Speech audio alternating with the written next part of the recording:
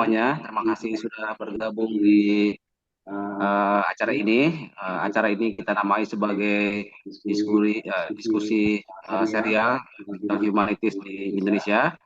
Ini adalah upaya kami untuk menyebarkan dan menumbuhkan studi humaniora digital di Indonesia. Ini adalah sesi pertama, karena itu kita belum bisa memetakan seperti apa perkembangannya. Dan insya Allah setiap minggu secara rutin kita akan diskusi tentang humaniora digital di Indonesia. Oleh karena itu saya atas nama tim mengucapkan terima kasih sebanyak-banyaknya pertama kepada Ibu Nadia sudah bersedia menjadi presenter pertama. Kemudian nanti minggu depan ada Ibu Fadilah. Terima kasih Ibu Fadilah. Lalu ada Pak Mualimin juga insya Allah minggu Juli ya, di bulan Juli, dan sampai 30 sesi ke depan insya Allah akan berjalan lancar. Sejauh ini kita bisa bilang bahwa studi digital humaniora di Indonesia masih sangat baru dibandingkan dengan tradisi di Eropa. Jadi kita bisa bilang bahwa kita adalah perintis ya, meskipun tentu ada beberapa orang yang sudah menulis artikel dan disertasi tentang digital humaniora di Indonesia, tetapi upaya sungguh-sungguh dan terorganisir boleh kita klaim sebagai apa yang sedang kita kerjakan saat ini. Kita punya jurnal bernama Digital Muslim Review yang sudah berjalan selama 3 tahun. Kami berterima kasih kepada semua pihak yang sudah memberikan dukungan, terutama kepada teman-teman kami di UI3, ada Pak Yanwar Pribadi dan juga Pak Birawa, lalu dari teman-teman di UIN Jogja, dan lain sebagainya, termasuk juga jaringan kami di luar, ada Pak Gary yang eh, apa namanya komunikasi cukup intensif dengan saya dari Inggris, kemudian Pak Bart dari Belanda, lalu Ibu Heidi dari Amerika, Pak Muhammad juga dari Amerika, dan sebagainya. Ada banyak orang, termasuk juga dari Australia, dari Austria, juga memberikan dukungan sangat serius kepada kita. Jadi kami sangat berterima kasih kepada semua pihak. Lalu di flyer saya sebutkan bahwa seri diskusi ini adalah kerjasama antara Digital Muslim Review dan Indonesia Institute for Digital Humanities, yang sebetulnya organisasi ini belum ada, ya belum ada. Dalam pengertian belum ada organisasinya, belum ada kantornya di mana, tetapi sudah ada sejak cukup lama di pikiran kami. Ya, jadi ini adalah organisasi yang insya Allah dalam waktu dekat akan berdiri dan memiliki program, termasuk misalkan pelatihan-pelatihan digital humaniora menggunakan alat tertentu, bagaimana melakukan scraping data dari media sosial, lalu bagaimana membaca tren berkembang, lalu apa namanya hubungan sosial dan lain sebagainya dari berbagai kasus yang ada di media sosial. Seperti itu. Nah, untuk sesi kali ini, kawan saya, Bapak Dr. Ahmad Habibie Syahid akan menjadi moderator untuk pembicara Ibu Nadia Nur Fitria. Saya sendiri mohon maaf, saya sudah siap-siap sebetulnya untuk hadir sepanjang waktu, tapi tiba-tiba ada hal darurat. Saya harus menjemput anak saya di sekolah karena istri saya pergi. Jadi eh, untuk Bu Nadia saya mohon maaf sekali ya. Tapi apa namanya kita akan diskusi secara intensif di waktu-waktu yang akan datang. Lalu kami tim Siap. juga mengucap terima kasih ke Bu Nadia atas dua tulisannya yang dibaca banyak orang. Terus terang saja Bu Nadia, terima kasih banyak. Selanjutnya Ya, saya serahkan ke kawan dekat saya, Pak Abe. ya. Okay, thank you, Pak Rezaya, to giving me a time to as a moderate today. Good morning, everyone, and welcome to the Indonesian Digital Humanities Discussion Series. I think this is the first discussion series held by Digital Muslim Review, collaboration with Indonesian Institute in for Digital Humanities. First of all, let me extend my heartfelt gratitude to all of you for joining us today. I hope you are all doing well and ready for an insightful conversation. I would like to begin by acknowledging and respecting our distinguished colleagues and partners. A very warm welcome to the teams from Digital Muslim Review, Pak Ade Jaya, and all, and the Indonesian Institute for Digital Humanities. Thank you for making the series possible. I also want to extend my respect to fellow researcher, academics, and digital culture observers who are joining us from various universities. There is Pak Aga, so Pak Mualimin from Palangkaraya, and across Indonesia and beyond. Your presence truly enriched this discussion. Now, let me offer our special thank you to our speaker today. It's an honor to have Miss Nadia Nurfitria with us, this lecturer from UIN Sultan Maulana Hasanuddin Banten, and will become a PhD and will be defense next year. Bu Nadia Nurfitria. Thank you so Yes. much for your willingness to share your insight and research with us today. We truly appreciate your time and expertise. Then today's topic is about timely and crucial.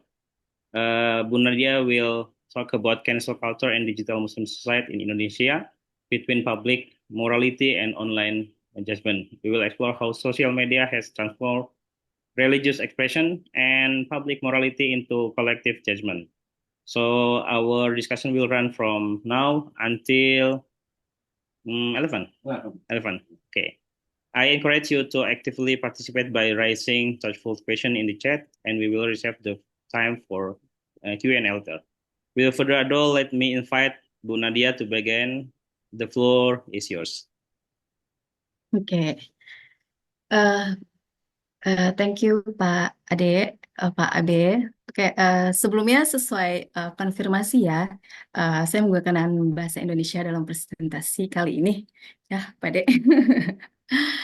Ya, baik. Alhamdulillah, terima kasih atas kesempatan yang diberikan kepada saya untuk mendiskusikan dalam series pertama Digital Muslim Studies Review ini.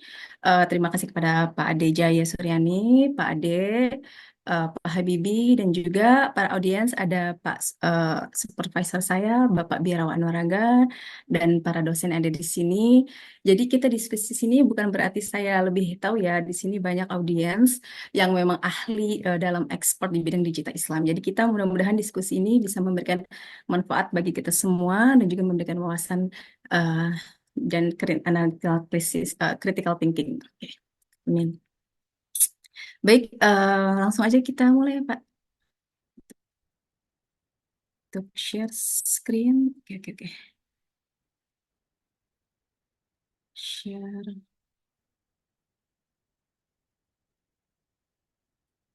Sudah kelihatan? Ya, Oke, ya. lihat tuh. Oke, Bismillahirrahmanirrahim. Dalam diskusi kali ini saya akan mempresentasikan tulisan saya di Digital Muslim Review ini yang berjudul Cancel Culture and Digital Muslim Society in Indonesia Between Public Morality and Online Judgment. Jadi sebelum membahas cancel culture, penting untuk memahami konteks digital Indonesia terlebih dahulu saat ini. Next.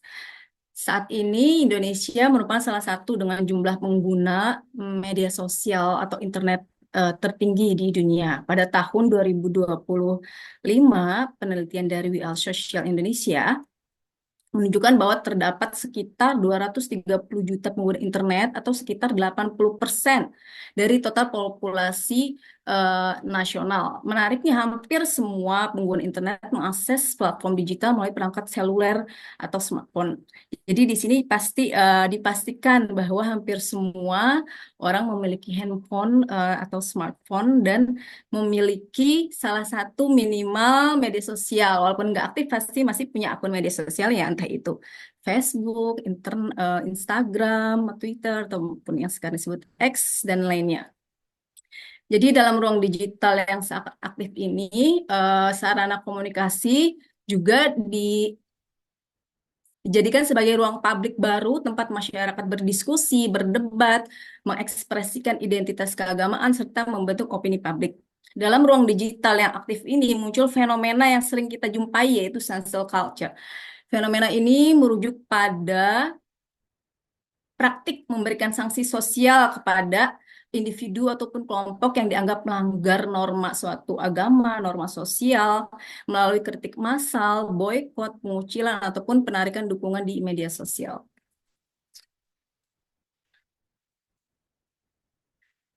Fenomena cancel culture eh, tidak hanya terjadi di negara-negara besar ya seperti Amerika, Korea Selatan, tapi juga sekarang semakin terlihat dalam eh, komunitas Muslim di Indonesia. Banyak contoh-contoh cancel culture yang dialami dalam eh, komunitas Muslim seperti kasus Ahok, Ustadz Mizan Kutsyah, Gus Miftah, dan yang mungkin terakhir Inara Rusli.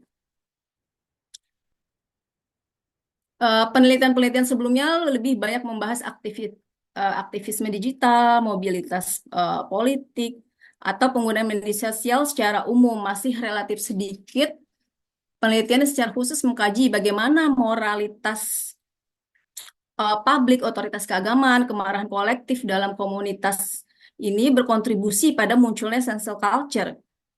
Oleh karena itu, penelitian ini berupaya untuk memahami cancel culture sebagai bentuk digital morality, bagaimana masyarakat Muslim menggunakan media sosial untuk menilai, mengawasi, memberikan sanksi kepada individu ataupun perilaku yang dianggap menyimpang dari norma sosial ataupun keagamaan. Ya. Oke.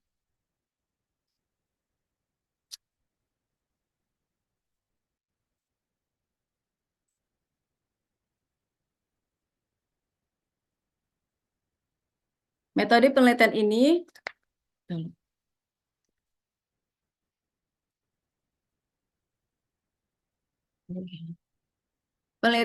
menggunakan metode kualitatif dengan metode digital etnografi untuk mengetahui bagaimana cancel culture berkembang dalam komunitas Muslim di ruang digital. Penelitian ini dikumpulkan dalam dua sumber utama, yaitu melalui Google Trend dan juga platform X ya atau Twitter, yang memungkinkan saya mengamati bagaimana narasi, kritik, dan kemarahan publik berkembang secara real time. Karena dalam platform X itu ada fitur yang namanya trending topic, hashtag, tagar, jadi bisa menelaah atau menelusuri diskusi-diskusi yang sedang terjadi gitu. Juga Google Trend digunakan untuk melihat tingkat perhatian publik terhadap isu-isu yang sedang kontroversi melalui pola pencari internet, lokasi, dan juga durasi waktu tentang eh, percakapan-percakapan yang sedang banyak dibicarakan oleh masyarakat. Penelitian ini berfokus kepada dua kasus ya, kasus Basuki Cahayapurnama ataupun Ahok dan juga Tuan Guru Mizan Kutsyah. Analisis fokusnya menggunakan hashtag tracking, viral post atau interaction, public attention trend, and online moral judgment. Okay, next.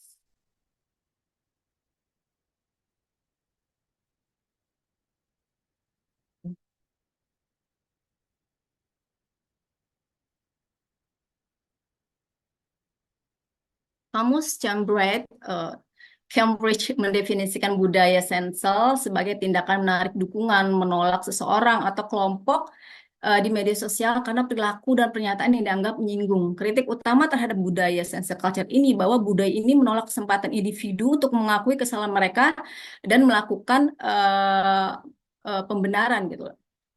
Menurut penelitian sebelumnya, Velasco, akar dari budaya batal itu sudah ada sejak zaman dahulu seperti hukuman cambuk di depan para halayak gitu. Jadi secara historis seperti ini tidak memiliki peluang debat terbuka dan konstruktif yang mencerminkan aspek-aspek dari cancel modern. Di era digital, kritik terkadang bersifat konstruktif, menyoroti dialog dan fenomena yang berkembang saat ini gitu. Jadi cancel culture ini merupakan budaya pemboikotan di zaman di era modern sekarang ya. Berbeda sedikit berbeda dengan pemboikotan kalau misalnya pemboikotan itu lebih kepada ekonomi, tidak bersifat personal. Sedangkan cancel culture ini bersifat penyerangan secara personal dan memiliki dampak yang signifikan. Jadi kehilangan reputasi atau misalnya pembulian dan lain-lain. Sedangkan kalau misalnya boykot lebih kepada produknya gitu. Yang kita boykot, kita tidak menyerang siapa ownernya atau misal orang di balik itu siapa gitu. Jadi dalam eksplorasi sensor ada tahapan-tahapan atau betul dalam aktivitas digital. Yang pertama itu aksi atau reaksi. Jadi pertama muncul itu adanya kontroversi atau adanya sebuah percikan kontroversial, baik itu berupa eh, potongan video yang viral, pernyataan statement yang kurang diterima di masyarakat gitu. Jadi muncul hashtag-hashtag penjarakan Ahok atau misalnya Ahok penista ulama, eh, hukum Mizan Kutsyah. Jadi pertama munculnya perdebatan-perdebatan akademik, perdebatan-perdebatan publik dalam lingkungan media sosial ya, baik di X ataupun di Instagram, di Thread dan lain-lain. Kemudian tahap selanjutnya awareness atau advokasi atau berupa ajakan-ajakan tindakan-tindakan yang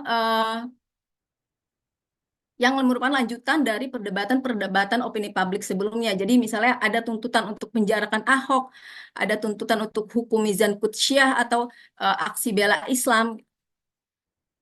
Kemudian tahap maksimalnya atau tahap tertinggi dari sebuah cancel culture ini organization atau mobilization. Jadi cerminan atau praktik nyata dari public opinion ini. Jadi masyarakat memobilisasi massa untuk melakukan aksi nyata kepada di jalan-jalan raya ataupun di kota-kota besar untuk menuntut penghakiman dari tokoh yang melakukan perbuatan yang dianggap salah tersebut gitu ya. Nah, jadi kita uraikan lagi satu persatu. Jadi model pertama itu muncul aksi di internet ya. Jadi salah satu hashtag atau salah satu percakapan di internet yang saya sambil capture-nya dari Sandi Fasa, kampanye hitam, fitnah keji terhadap Islam, nggak pantas calon pemimpin adu domba rakyatnya, atau luruskan niat bela ulama, boykot Ahok, boykot laknatullah Ahok gitu. Ini yang pertama muncul dalam diskusi-diskusi publik di media sosial. Saya menggunakan media sosial X ya. Juga ini ada percakapan-percakapan di internet tentang Tuan Mizan Kutsyah yang menuntut masyarakat untuk menghukum ustadz tersebut. Oh ya, sebelumnya belum saya sampaikan bahwa Ustadz Kutsyah ini menyampaikan statement dalam videonya yang menghina makam-makam para ulama di Lombok karena sebagian besar mungkin masyarakat di sana mensucikan makam-makam atau ziarah-ziarah para ulama sana. Jadi tidak hanya identitas sebagai agama Islam ya, akan tetapi identitas sebagai sesama umat Islam pun jika ada perbedaan itu juga bisa memercikan suatu kontroversi gitu. Kemudian model kedua yaitu awareness atau advokasi, jadi merupakan kegiatan atau aktivitas persuasif. Jadi selain ada hashtag penjarakan Ahok, ada juga gerakan tandingan yaitu uh, orang yang mendukung Ahok dengan menampilkan pita hitam ribbon black ribbon yang menunjukkan bahwa Ahok harus mendapatkan pembelaan atau RIP Indonesia. Banyak hashtag-hashtag tandingan berupa RIP Indonesia Fair, RIP Indonesia Keadilan gitu untuk orang-orang yang mendukung Ahok. Jadi cancel culture ini juga bisa memberikan polarisasi ya bagi masyarakat, bagi orang yang mendukung ataupun menolak orang yang disensor tersebut gitu.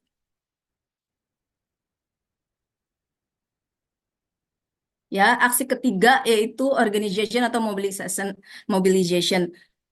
Yaitu stake tertinggi dalam aktivisme digital ini di mana mereka uh, mengaktualisasikan dari public opinion di media sosial menjadi gerakan nyata gerakan nyata di masyarakat gitu, berupa perkumpulan-perkumpulan, gerakan-gerakan yang muncul di permukaan seperti untuk men-cancel culture Ahok, muncul sebuah gerakan 212 yang menuntut Ahok untuk dipenjara. Juga ada aksi gempa, gerakan cinta ulama, dan aksi bela makam leluhur yang men-cancel Tuan Guru Mirzah Kudsyah. Sini kita lihat ya, banyak aksi, sekitar 500 orang terlibat dalam gerakan massa ini. Akibat dari cancel tersebut, merusak pesantren milik Ustadz Kudsyah, membakar pesantren yang ada di Lombok. Tidak hanya menuntut untuk memberhentikan sebagai Ustadz, dia juga merusak semua fasilitas-fasilitas yang dimiliki oleh Ustadz Kudsyah, membakar pesantrennya, menghilangkan reputasinya gitu. Juga dengan Ahok, implikasi yang didapatkannya juga bisa kehilangan dukungan politik sebagai calon gubernur DKI Jakarta pada saat itu ya, dan juga mendapatkan hukuman di penjara selama 2 tahun. Kan tetapi mungkin saat ini masyarakat masih bisa menganggapnya secara profesional ya, sehingga Ahok sebelumnya masih menjabat sebagai komisaris di PT Pertamina. Nggak tahu mungkin sampai sekarang masih aktif atau tidak. Ya ini dulu pada tahun sekitar 2016-2017 ya, menjadi fenomena yang mungkin awalnya berskala lokal di daerah DKI Jakarta, berlanjut menjadi skala nasional bahkan skala global, menjadi perhatian dari dunia-dunia luar ya. Bahkan Time, Al Jazeera banyak memberitakan headline-headline tentang kejadian ini. Kemudian analisis selanjutnya saya menggunakan analisis dari Google Trend ya. Dari periode waktunya pada tahun 2016 tanggal 7 Oktober menjadi pusat tertinggi, titik di mana masyarakat mulai menyoroti kasus cancel culture ini. Yang ini dalam kasus Ahok ya. Dan juga dalam wilayah lokasi, walaupun kejadiannya di DKI Jakarta, tapi dalam skala Google Trend ini, Kepulauan Seribu, Bangka Belitung mendapatkan nilai tertinggi. Dan di Jogja nilai terkecil, sedangkan di Jakarta sendiri menempati urutan yang ke-5 gitu. Nah, ini cancel culture juga berakibat bagi masyarakat Muslim Indonesia secara luas. Majalah-majalah seperti Time dan Al Jazeera itu banyak memberitakan tentang masyarakat Muslim yang dinilai konservatif ataupun intoleran gitu. Hal ini juga bisa menghilangkan stereotip bahwa umat Islam sebenarnya diverse atau banyak beragam, tetapi kadang tidak memberikan kesempatan bagi orang yang berbeda pendapat gitu.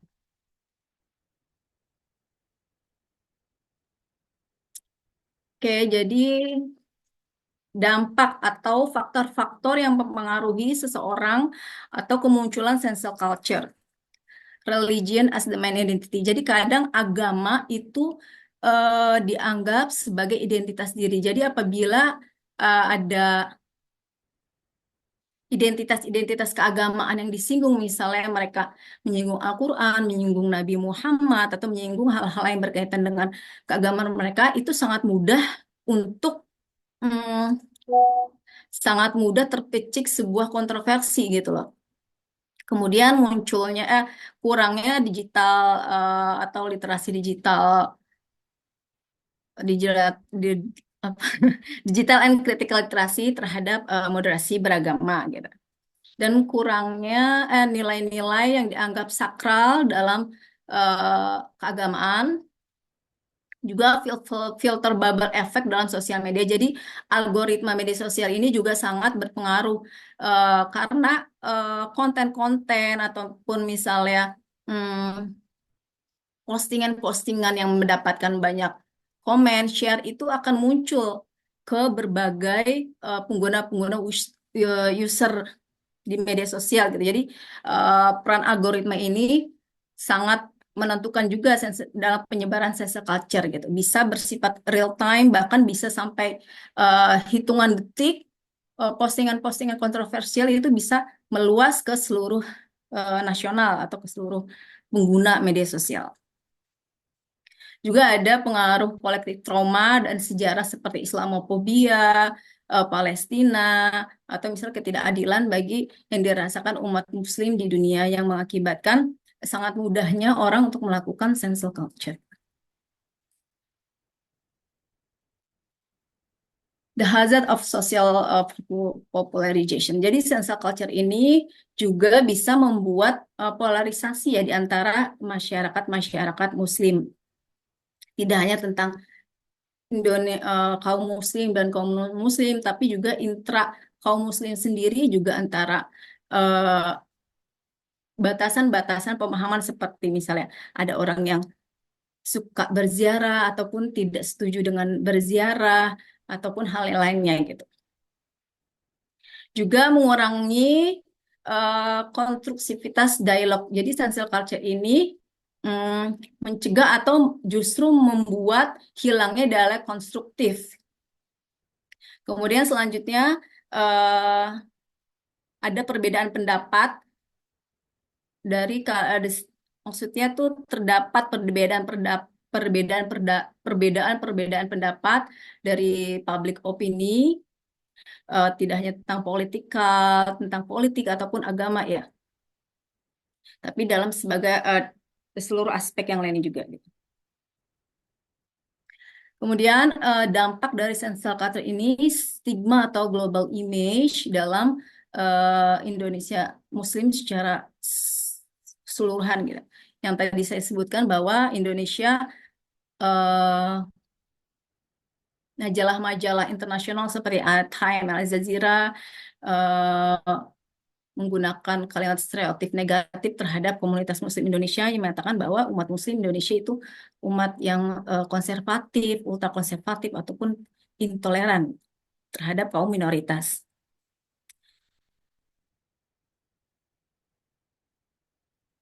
Nah, jadi kita memasuki untuk sesi terakhir bahwa cancel culture ini bisa sangat signifikan di Indonesia, terutama dalam dunia digital ya.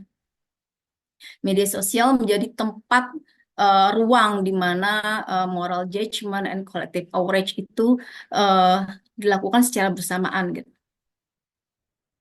Dan Ahok dan Tuan Gumuizal atau misal kasus-kasus yang lain mungkin walaupun memiliki perbedaan secara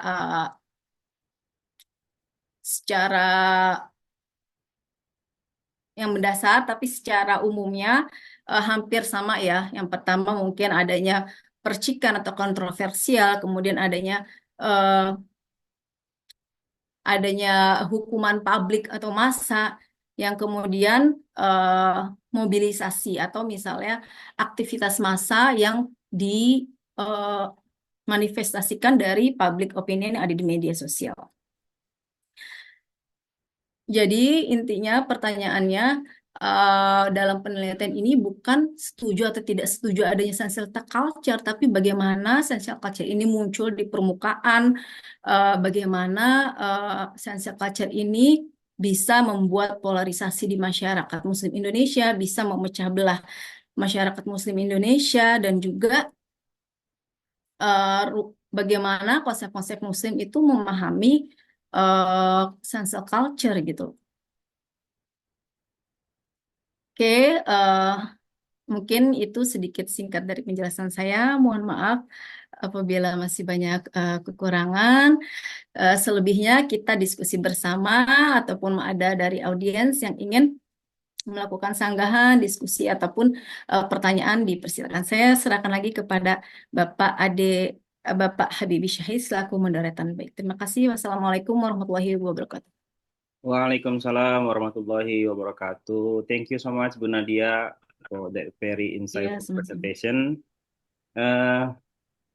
Jadi apa yang tadi dijelaskan sama Bu Nadia tentang cancel culture ya.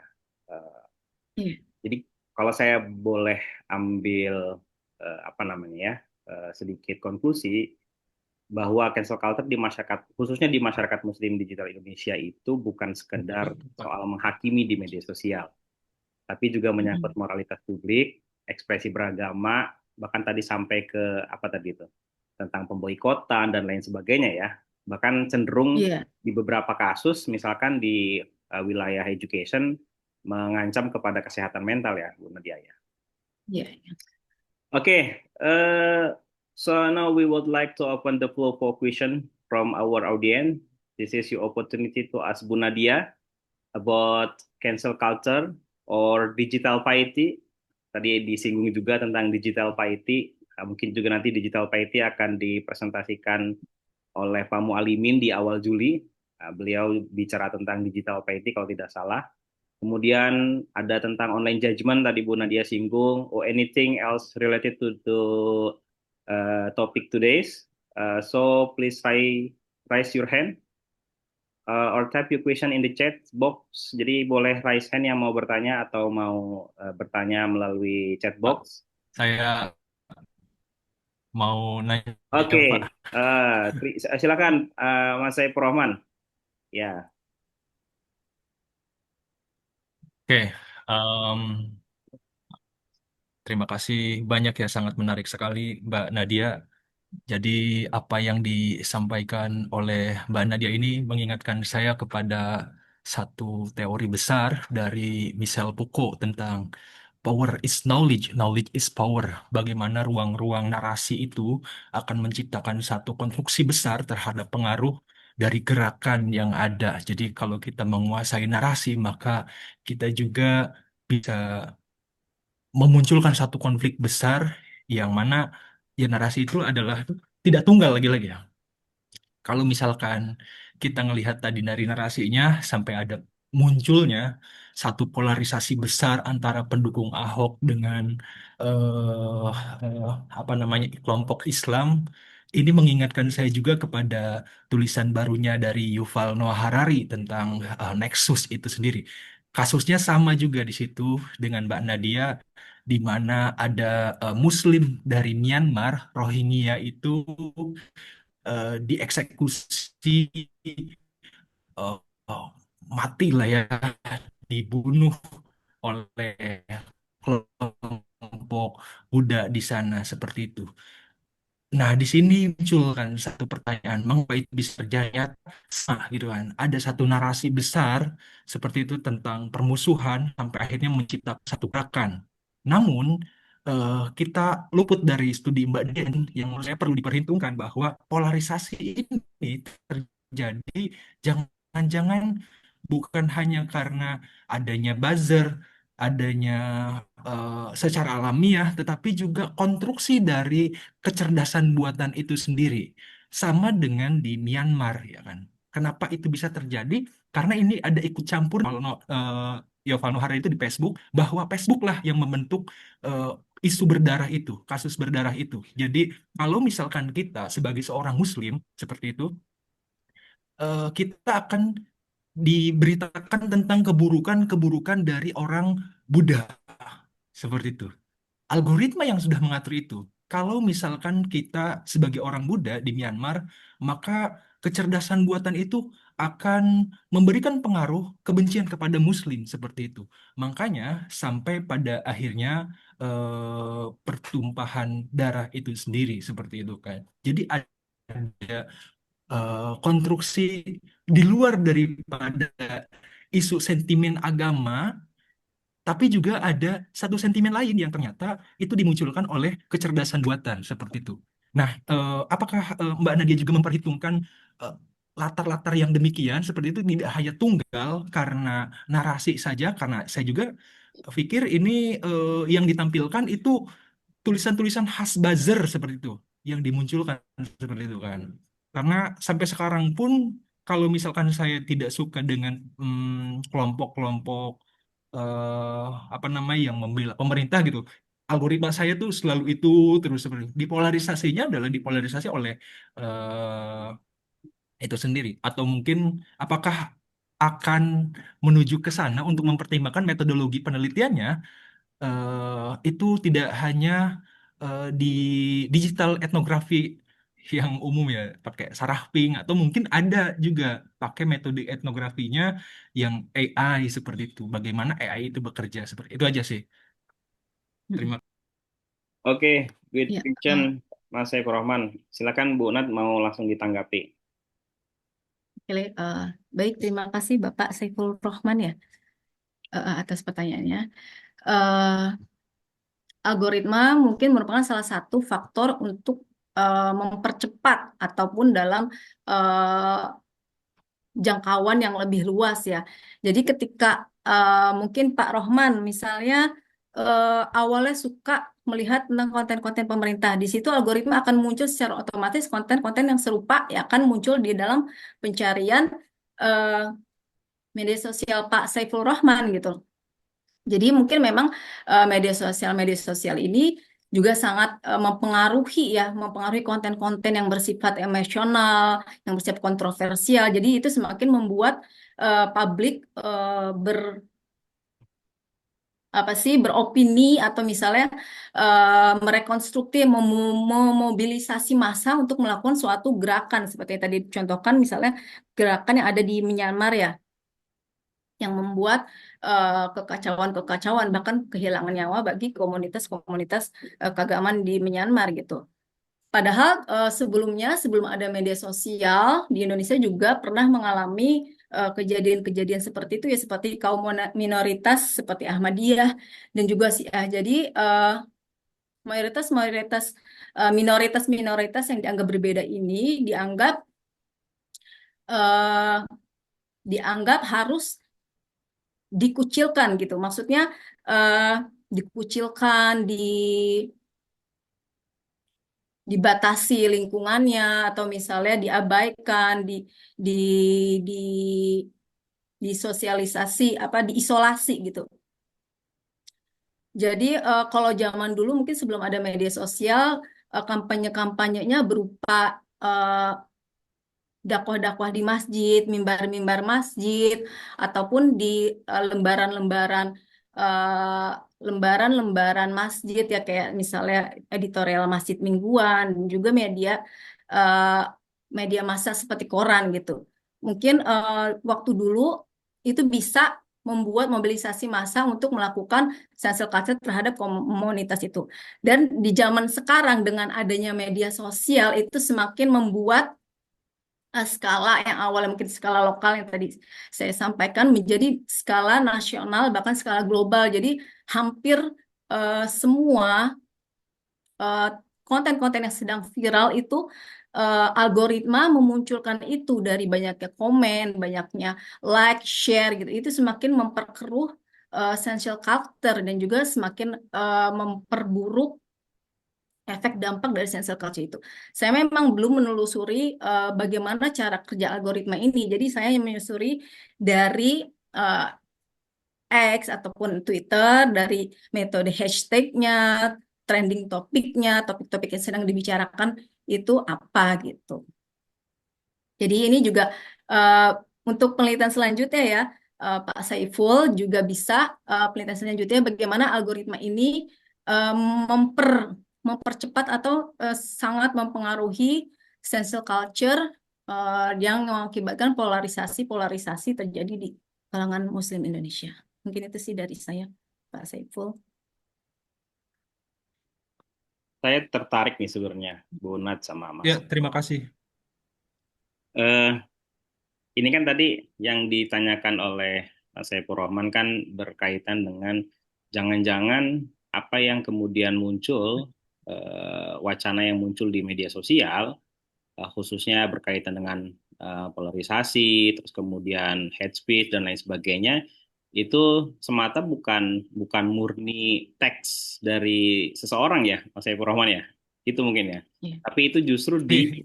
dikelola gitu ya, dikelola secara apa namanya, dikelola secara terstruktur, Iya, sistematis didukung gitu ya. oleh algoritma sama Mm-mm. AI sendiri itu. Saya nggak tahu ya ini bisa berhubungan atau enggak ya, tapi kok berpikir tentang ungkapan tentang Ya, suul huluki yudi ya. Kalau eh, apa Mas Epur atau Mbak Nad yang lain tahu satu apa namanya kata bijak tentang suul huluki yudi, bahwa apa namanya perbuatan karakter buruk itu menular ya. Nah, saya melihat bahwa eh, tapi ini juga mungkin perlu di apa namanya perlu di riset lebih panjang ya atau lebih lebih deep lagi tadi yang Mbak Nat sampaikan mungkin bisa menjadi future research gitu ya. Eh, Anggapan tentang algoritma yang digerakkan AI itu secara otomatis meremot misalkan atau mengurangi atau menjinakkan polarisasi di media sosial juga ya kalau dibilang benar kalau ternyata ada buktinya ya bisa dibilang benar tapi kan tidak juga sebenarnya benar misalkan kebanyakan algoritma media sosial itu kan justru dirancang untuk memaksimalkan engagement ya seperti misalkan like komentarnya share kemudian wacananya berkembang melalui komentar-komentar dan lain sebagainya gitu tuh ya bahkan dengan misalkan ada 3 media sosial yang saling terhubung tuh karena satu platform tuh punya Meta, Instagram, kemudian Facebook sama Thread ya. Itu kan kadang kita nge-share satu aja di WhatsApp, itu udah bisa langsung kita share secara otomatis di Instagram, di Thread dan juga di apa namanya di Facebook misalnya. Nah, tapi eh, apa namanya ya eh, kalau itu yang lalu kemudian dihasilkan, ya mungkin yang cenderung yang dihasilkan adalah interaksi yang lebih tinggi gitu. Sehingga justru AI malah memperkuat echo chamber tuh dan filter bubble, bukan meredamnya gitu.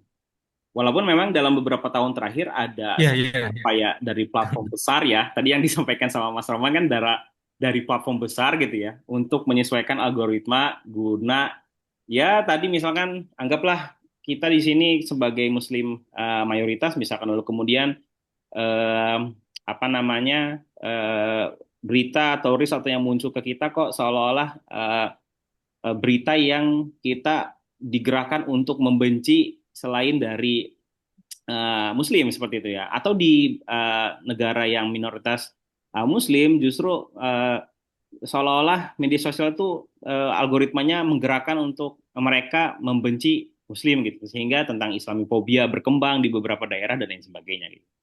Saya kira itu menarik bisa jadi itu jadi riset yang berkepanjangan kita nggak Ya, tahu apakah benar. text meaning atau wacana yang kemudian muncul di media sosial itu memang real dihasilkan oleh para usernya atau justru robot yang menggunakan itu gitu. Saya Ya, kembalikan lagi ke jadi audiens silakan atau Mas ya itu Saiful ada Pak yang Habibie, juga ya. permisi ya, Pak Habibie. Yap. eh kita itu justru ada datanya dari si Yuval Noah Harari itu diberikan tuh datanya bagaimana AI itu membentuk satu polarisasi dan kebencian kepada kelompok Muslim jadi banyak kasusnya ya banyak kasusnya dan dia punya metodologi untuk mengetahui itu gitu tuh jadi bukan cuman apa karena otoritas religius tadi ulama untuk menggerakkan umatnya tapi ada satu konstruksi dari AI-nya gitu tuh yang menurut saya justru wah jangan-jangan selama ini kita dibentuk di apa disegregasikan oleh kecerdasan buatan itu sendiri untuk saling menghabisi karena AI menurut Yuval Noah Harari bahkan bisa berbohong gitu tuh tidak murni sebagaimana kita yang anggap dia tidak memiliki rasa dan semacamnya tapi menurut Yuval Noah Harari dia punya gitu tuh untuk mengadu domba manusia seperti itu ada metodologinya yang dia tarik dari teorinya Michel Foucault tentang power is knowledge tapi dia kembangkan lagi gitu tuh di zaman sekarang seperti itu menarik sekali sih itu sih jadi kalau misalkan kita bandingin dengan cancel culture yang dulu, itu justru ada ketimpang tindihan di situ ada otoritas religiusnya di situ yang berperan penting dalam mewacanakan sesuatu kebencian seperti itu kan melalui media yang tidak seperti sekarang yang yang adalah sudah sangat sangat cerdas diatur oleh AI itu sendiri gitu tuh. Terima kasih. Oke, makasih Mas Saiful Roman. Anything else? All audience ada yang ingin bertanya kembali? Ini kita masih punya waktu sekitar 11 menit for our discussion today. Boleh di chat kalau misalkan Bapak Ibu belum bisa open video atau open cam sama bertanya secara langsung. Atau ada yang mau menceritakan pengalamannya mungkin pernah melakukan cancel culture terhadap public figure, tokoh publik, tokoh pejabat publik, ataupun influencer-influencer yang ada di Indonesia gitu. Seperti apa menurutnya? Apakah dia memang layak untuk disensel ataukah memberikan dukungan dan sebagainya gitu. Pak Abe sendiri mungkin apa pernah melakukan cancel culture, Pak Abe? Saya itu di media sosial lebih banyak produksi dibanding aksi ya. Jadi lebih banyak bikin konten aja, tapi nggak banyak bikin teks wacana saya gitu. Sebenarnya kalau ada Pak Ade Jaya ini lebih menarik ya. Bahkan kalau Mm-mm. lihat di kolom Iya. komentar itu, ini kata Pak Aga, saya kira dipanggil ke istana. Dijawab, saya suka memarahi. Saya tidak akan dipanggil. Ini jangan-jangan juga Iya. bagian dari cancel culture ini ya. Yang kemudian sering kali ya sekarang kan disampaikan itu di media sosial, texting atau banyak hal ya. Silakan, Oke, oke. saya mau nyapa dulu nih para audiens. Ada Pak Jajang, ada Pak Rahmat Pamungkas, kemudian ada Pak Usama Muhammad. Tadi juga ada ini ada yang raise hand, terus raise hand. Oke, Hello. ya Yeah. Pak Usama Muhammad, halo, good morning. Yeah. Hello. Good morning. Thank you Ya, so much.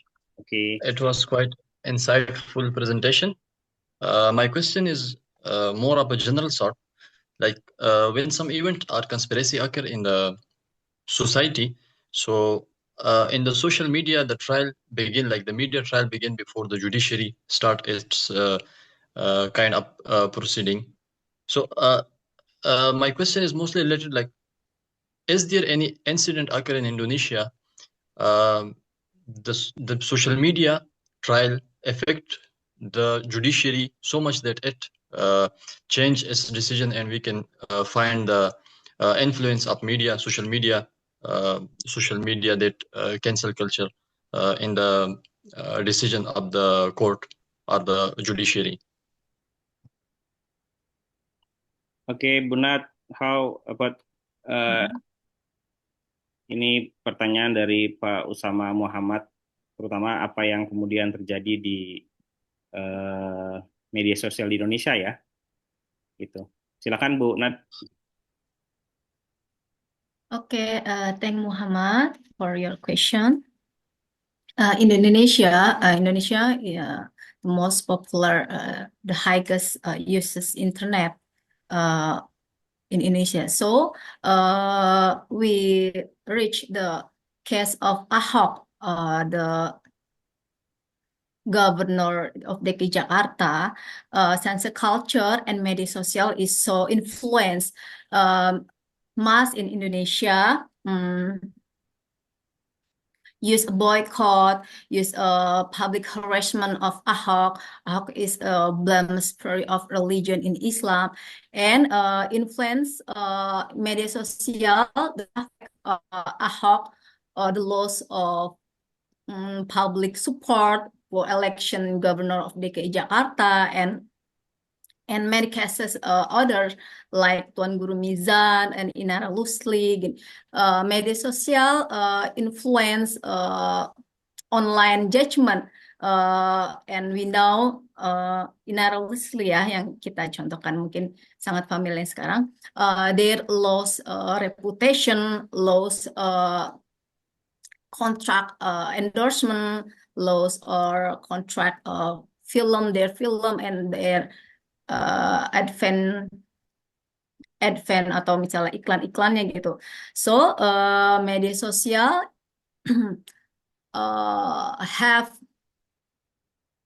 have a number one factor to mechanism to mobilize cancel culture in Indonesia, and the factor and algorithm too and algorithm to increase the cancel culture in media social like X, Instagram, Tweet, and YouTube, Facebook. It's around public opinion to space to online judgment gitu. And in Islam is teach us to tabayun or correcting before action. And we stop to debate in media social. Stop in we us, and we must tabayun or amar ma'ruf nahi munkar in use, and adil in concept in Muslim. So sense culture is used for the responsible of their controversial. Okay, maybe in my opinion. Thanks for all. Okay, thank you so much. How many Usama Muhammad? Yeah, thank you so much. I think it was in your slides, but I just read your slide because I don't know Bahasa, so I didn't got the explanation. Yeah, thank you so much. Okay, thank you, Thank you. Muhammad. So I think that the Ahok case serve as a powerful illustration of how cancel culture can directly impact a public figures ya, Bu Nadia ya. Yes. From a position of strength, Ahok's initial digital dominance, so the digital tsunami, how cancel culture reshape his online support ya. Jadi Yes. banyak mempengaruhi.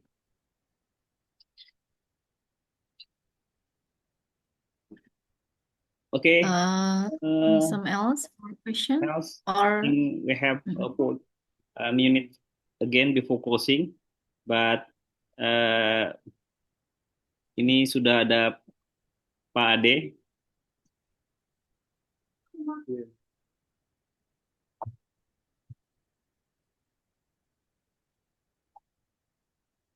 Oh, Usama Muhammad. You friends in UI3, Bu Nadia ini, Usama. I don't know, maybe. We met before in the session. Oh. Yeah, I do study there in the U3, yeah. Semua I remember you. Yeah. Yes. Student of Pak Aga ya. Pak Aga ya. Yeah. Another question. Silakan teman-teman para audiens yang Audiens, Pak Rahmat Pamukas, apa ada yang mau ditanyakan atau yang lainnya, atau mau berbagi pengalamannya mengenai sense culture? Kita mau.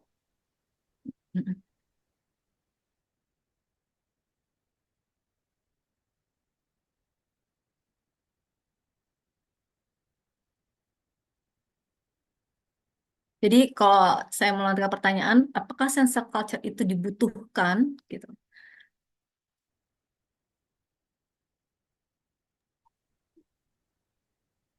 Jadi gimana itu benar? Apakah cancel culture itu, terutama tadi yang disampaikan sama Mas Rohman ya, itu juga menarik sih. Kayaknya perlu dibaca kembali. Tadi risetnya siapa, Mas Rohman? Yovan siapa? Itu risetnya Yuval Noah Harari di bukunya Nexus judulnya ya. Pakai sudut pandang analisisnya Michel Foucault sama Mbak Nadia bagaimana konstruksi narasi itu menggerakkan banyak hal seperti itu. Ya, jadi saya sebetulnya membela membela orang yang dianggap sebagai Muslim radikal, Muslim apa seperti itu. Jadi kayaknya tidak tunggal karena sentimen itunya deh menurut saya. Mungkin bisa dipertimbangkan itu aja sih. Saya tutup dulu terus.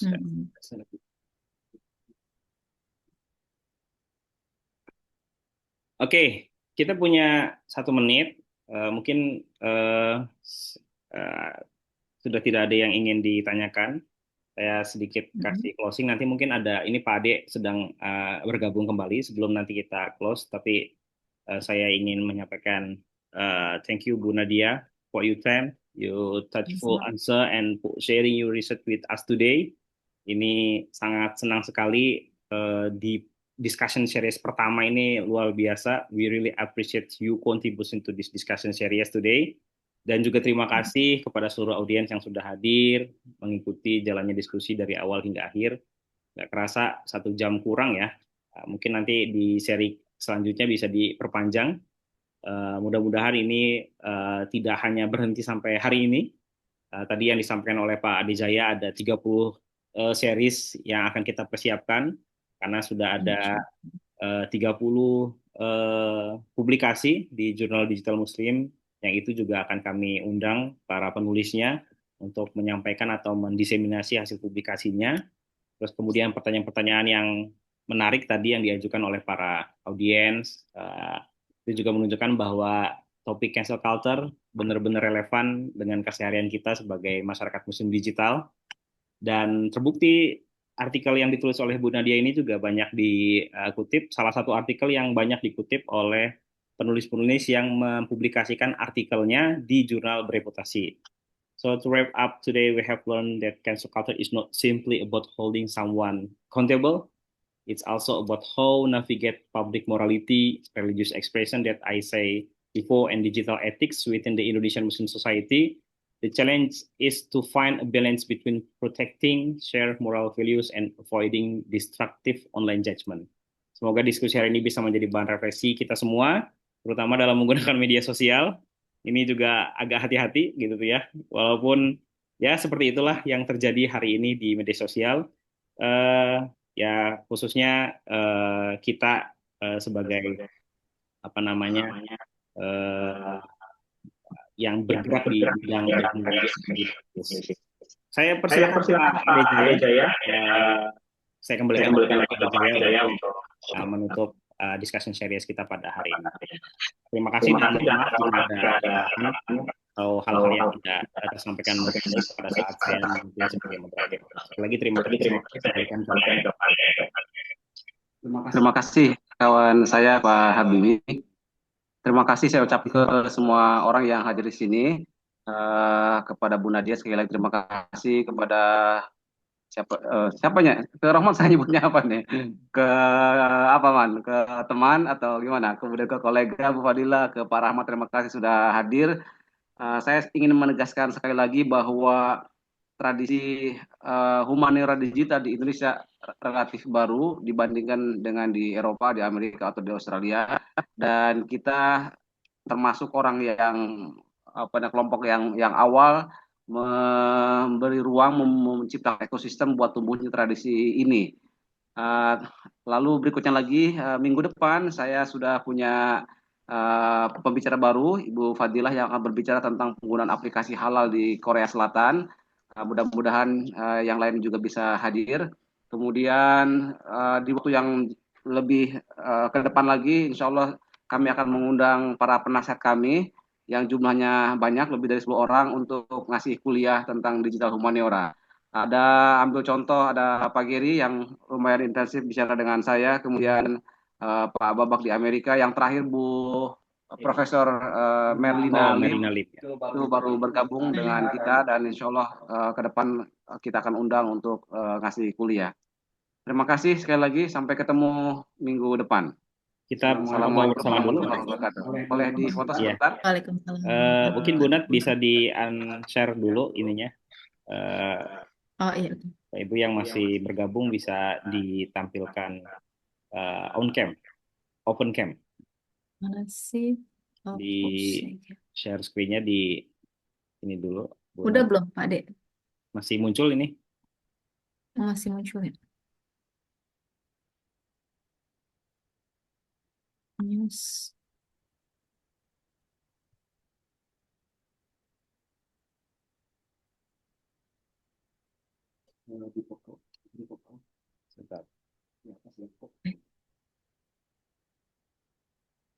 Oke, udah. Oke. 1, 2, 3 kita. Oke. Terima kasih. Terima kasih Pak Rahmat Pamungkas. Terima kasih Bu Dila, terima kasih Mas Rohman. kasih Pak Jajang. Bu Nadia, terima kasih. Thank you so much ya. Ini luar Terima biasa kasih Pak Ade, penjelasannya. Pak Abe, dan para audiens. Mohon maaf apabila ada kekurangan dalam penyampaian. Ya, mohon dimaklumi. Oke, kita akhiri dengan sama-sama Semoga baca lafaz selanjutnya. Alhamdulillah. Alhamdulillahirrahmanirrahim. Terima kasih, izin live Alhamdulillahirrahmanirrahim. semuanya. Ya,